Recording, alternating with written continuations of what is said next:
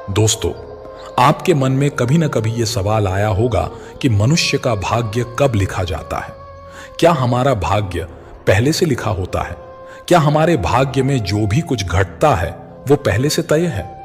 दोस्तों, गरुड़ पुराण में बताया गया है कि मनुष्य के भाग्य में जन्म से मृत्यु तक जो भी घटनाएं घटती हैं वह पहले से तय होती हैं। दोस्तों, मृत्यु और जन्म ही एक ऐसा सत्य है जिसे कोई टाल नहीं सकता, परंतु हम यह नहीं जान पाते हैं कि हमारा भाग्य हमारे जन्म से पहले लिखा जाता है या जन्म के बाद। लेकिन गरुड़ पुराण में जन्म, मरण और कर्म के बारे में विस्तृत जानकारी दी गई है। तो आइए शुरुआत करते हैं गरुड़ पुराण की उस ज्ञानवर्धक प्रस्तुति की जिसमें यह बताया गया है कि मनुष्य का भाग्य कब लिखा जाता है। क्या मनुष्य का भाग्य उसके जन्म से पहले लिखा जाता है या जन्म के बाद? नमस्कार साथियों, गहरे शब्द में आपका स्वागत है। दोस्तों, गरुड़ पुराण के अनुसार हर मनुष्य के जीवन में जो भी कुछ होता है वह जन्म से पहले तय होता है, इसे कोई टाल नहीं सकता। गरुड़ पुराण हमें जन्म मरण से लेकर वर्तमान जीवन कैसे जिएं, यह सभी चीजों के बारे में सिखाता है। आज हम एक कथा के माध्यम से जानते हैं कि हमारा भाग्य जन्म से पहले लिखा जाता है या जन्म के बाद। यह गरुड़ पुराण स्कंद पुराण द्वारा बताया गया है जिसे श्री कृष्ण ने स्वयं नारद को बतलाया था। आज हम उसी कथा को जानेंगे। दोस्तों, एक समय की बात है, द्वारका नगरी में भगवान श्री कृष्ण अपने दिव्य आसन पर विराजमान थे। तभी देवर्षि नारद नारायण नारायण का जाप करते हुए उनके पास पहुंचे। उन्होंने श्री कृष्ण को प्रणाम किया और बोले, हे प्रभु, आप त्रिकालदर्शी हैं।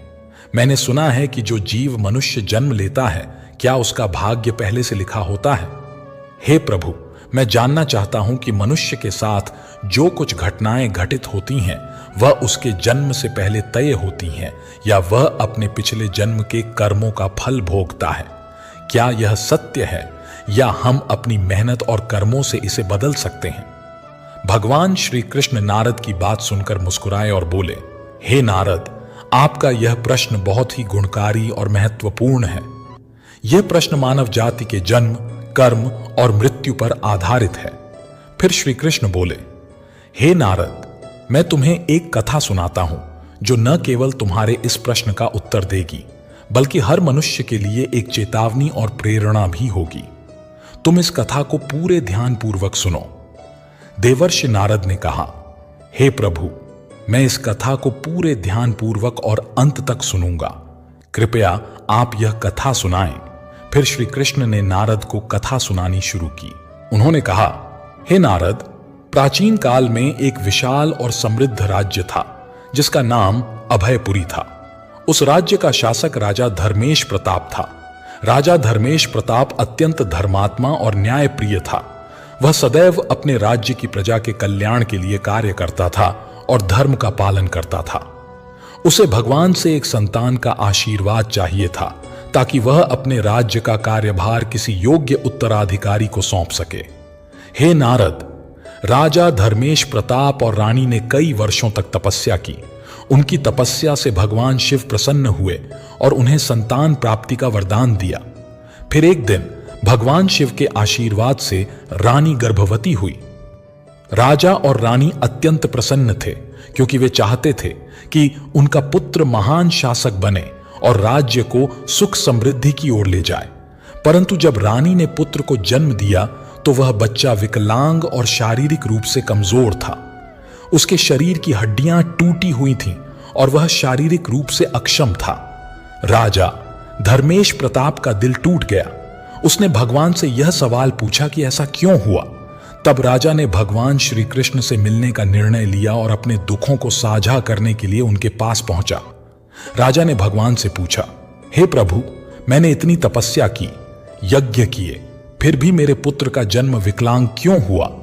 मैंने भगवान शिव से आशीर्वाद लिया था, फिर ऐसा क्यों हुआ?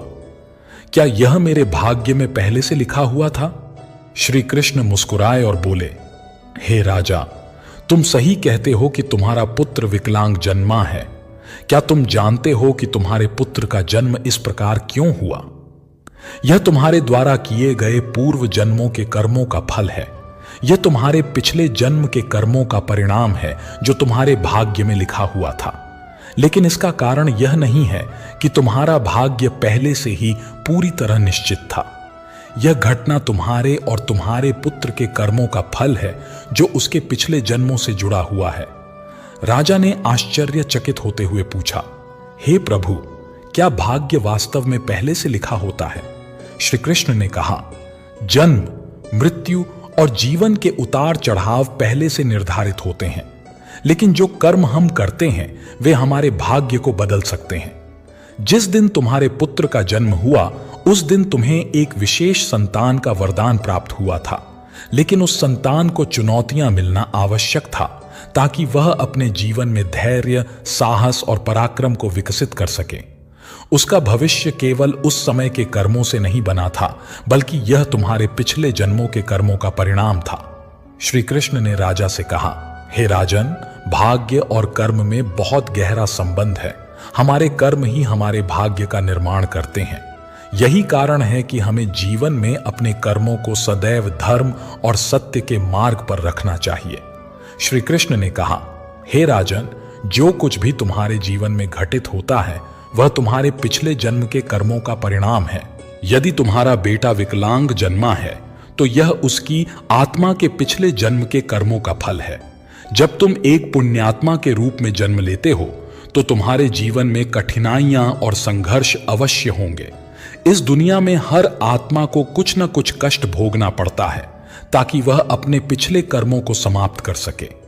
लेकिन याद रखो, तुम्हारे बेटे के जीवन में जो कठिनाइयां हैं वे उसकी परीक्षा हैं। यदि वह धैर्य और साहस से इन कठिनाइयों का सामना करता है तो वह अपने भाग्य को बदल सकता है। एक दिन वह वही कार्य करेगा जिसकी कल्पना तुमने अपने जीवन में की थी।